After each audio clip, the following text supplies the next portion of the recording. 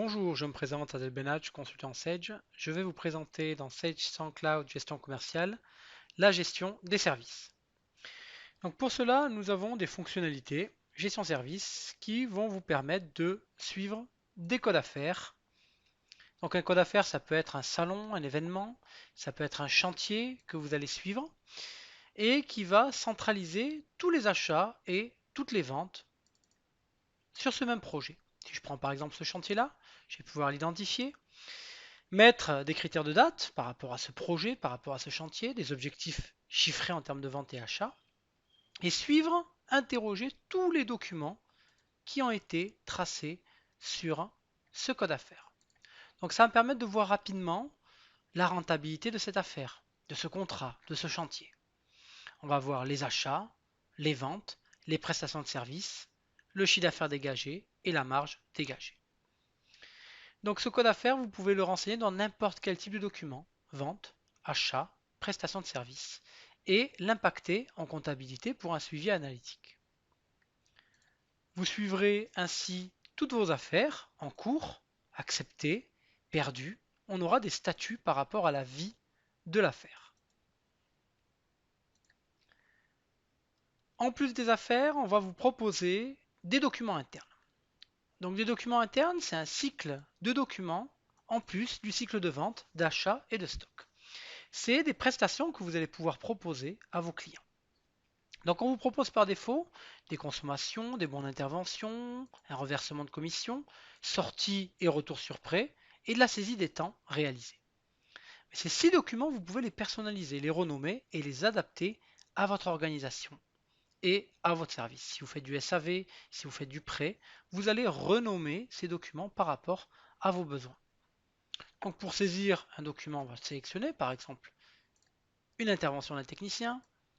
On va sélectionner le client sur lequel on fait l'intervention, le code affaires qu'on a vu tout à l'heure, ben là par exemple chantier pour suivre la rentabilité de cette affaire avec toutes les interventions qu'on a faites sur une année, la date des champs libres, et on va saisir dans le corps du document les différents articles qu'on va réaliser.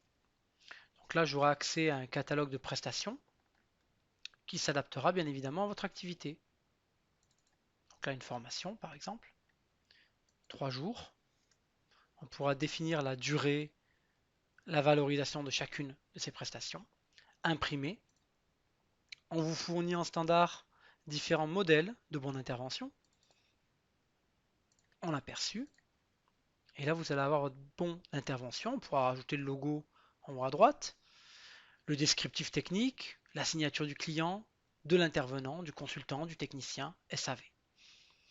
Donc un client va pouvoir suivre toutes les ventes, fournisseur tous les achats, mais également toutes les interventions non facturées autour de cette affaire, autour de ce client ou de ce fournisseur. Les éléments vont pouvoir être stockés également dans Office 365 avec l'envoi vers l'espace de stockage. Comme pour les achats, comme pour les stocks et les autres types de documents, on va pouvoir accéder ici à une bibliothèque, une gestion électronique de documents dans Office 365. Mon document PDF est classé et archivé et vous voyez en haut toute l'arborescence qui a été créée en automatique dans SharePoint. J'aurai pour mes clients, chacun aura sa pochette, chacun aura ses documents, services, ventes, classés dans une arborescence SharePoint accessible par tous les collaborateurs qui ont une licence Office 365. J'ai saisi un code affaires, j'ai saisi un document interne. On vous propose également dans la gestion commerciale un planning pour vos ressources. Vous allez pouvoir ici avec cet assistant sélectionner une ressource à louer, à placer chez un client. Par exemple une machine à graver, voilà. Un client souhaite réserver à partir du 24 février 5 jours pour cette machine en location. Mais avec cet assistant, je vais pouvoir ici sur la semaine, sur le mois, sur le trimestre, vérifier que cette machine est disponible par rapport à la durée demandée par le client. Donc là que je vois qu'il n'y a pas de conflit avec une autre réservation d'une autre commande sur cette machine à graver. Donc on a la possibilité de voir beaucoup plus loin bien évidemment, de changer la visibilité par rapport au calendrier. Donc une fois que l'assistant de réservation m'a dit que c'était disponible, j'ai la possibilité de générer mon document. Cher client, vous souhaitez un devis? Vous souhaitez réserver une commande? Si c'est dans le cadre d'un contrat, on va peut-être faire une intervention non facturée. Donc on a différents types de documents qu'on va proposer au client selon son besoin.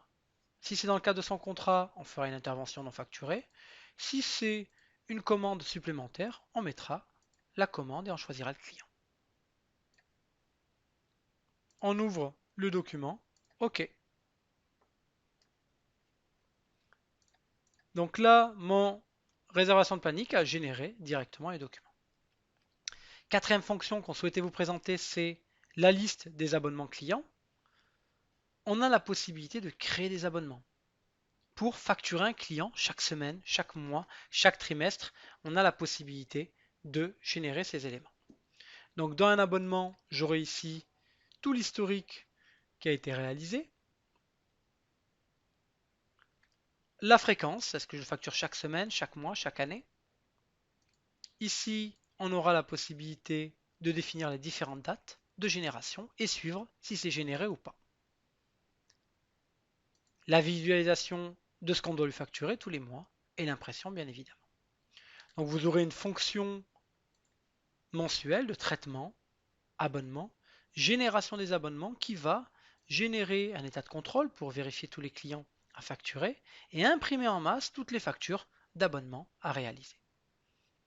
Donc on peut également le faire pour nos fournisseurs si on souhaite être livré chaque mois, commandé chaque semaine auprès d'un fournisseur.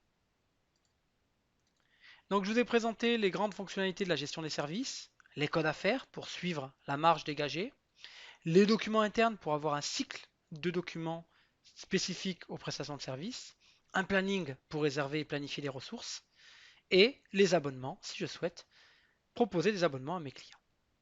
Merci.